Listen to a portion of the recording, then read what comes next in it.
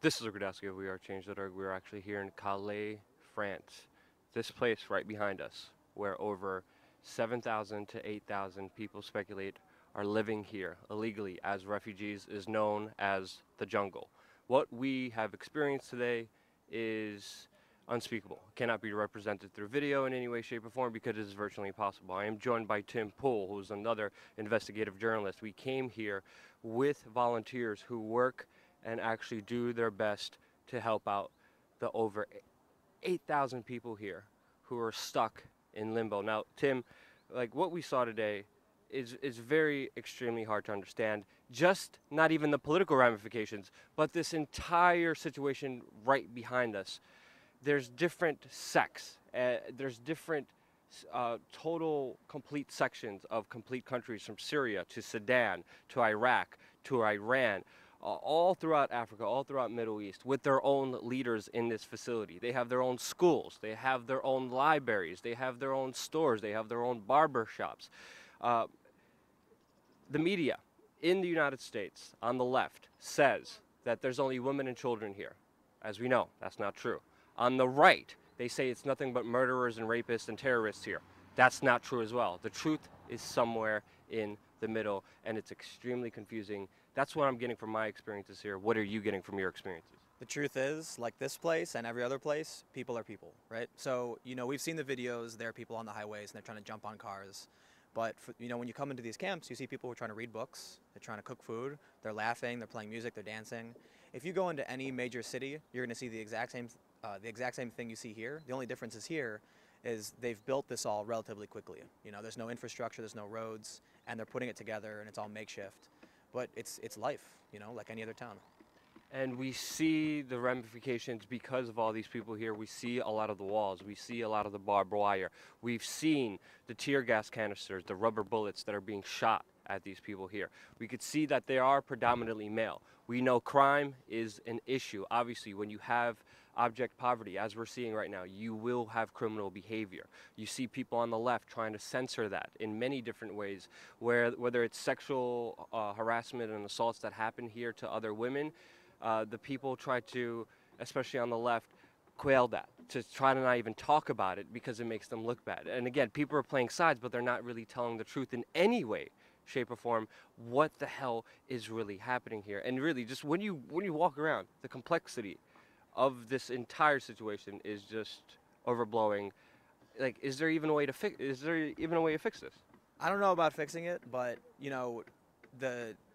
both political factions, the left and the right, think that their answer is the right answer. So what ends up happening is you get right-wing media saying it's all criminals, oh, they're all bad people.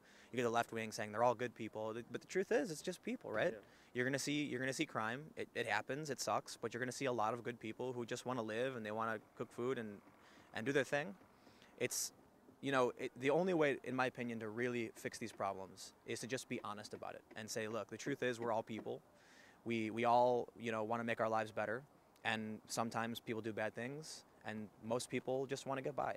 That's what we need to figure out. Yeah. And it's a bummer to see, the reaction from the locals. It's very negative, and the dogs and the police, and this results from, I think, a fear, right? The police the other day, we're told, just started firing tear gas, but on some instances, the police are actually reacting to a lot of the refugees, like jumping on trucks. Mm-hmm. So it's this back and forth that could be resolved with just a plan, right? Yeah. I look at this and I think, if they said, okay, look, we've got a bunch of people here and we need to figure this out, look, someone's got to get their hands dirty. It's time that people said, let's make a plan, let's figure out how to work with these people to make something sustainable, maybe get some buses so they don't got to jump on trucks, maybe help, put some wood down for roads so that people aren't running away from here, and just figure out how to say, okay, the people are here, let's come up with a solution, yeah, instead of fighting all the time. And we definitely won't get there when we have all this biased media reports either going against these people full-heartedly or going full support of these people full-heartedly without even fact-checking or verifying or even being here on the ground. And when you are, it's even impossible for me to say I'm telling the truth just from one day of reporting on here, because that is no way of even just putting an honest spin on everything that's happening here. Now, in the United States, personally, I see this problem kind of evolve from the right wing and neoconservatives when they started interventionist wars and overthrew governments in the Middle East, in Africa. They created this huge vacuum. They created all these conflicts. I also see the problem on the left because they open up the borders. They let the immigrants come in, and of course they use the immigrants as slave labor for multinational corporations that pay them slave wages and inhumane conditions that these people are even put through. So it's like crap. Like, these people are just getting screwed over and screwed over and screwed over. Like, how did, like, how can, like, and that's still what I just said, a huge generalization. Like, In the U.S., man, I mean, like, if you heard about how the companies in the U.S. will hire immigrants, knowing full well that they're not going to pay them, and then when it comes time to pay them up, they call immigration and say, get rid of them, send them back. Like, the manipulation, the exploitation, it's like, when I look at this, I see it split right down the middle. You got jerks, manipulative people who are saying, let's exploit this. And then you've got people who, it just tends to be people who will say, this is the absolute truth, is my truth. Instead of looking at this as like, this is a rainbow of all the colors. It's not black, it's not white, it's not a rainbow. And there's some there are lawyers here, there are bankers, there are business people who are forced out of their countries, there are religious people, and there are criminals. The truth is, it's just like any other city, man. The solution is going to lie somewhere in us just saying, how can we work together, and how can we make this work?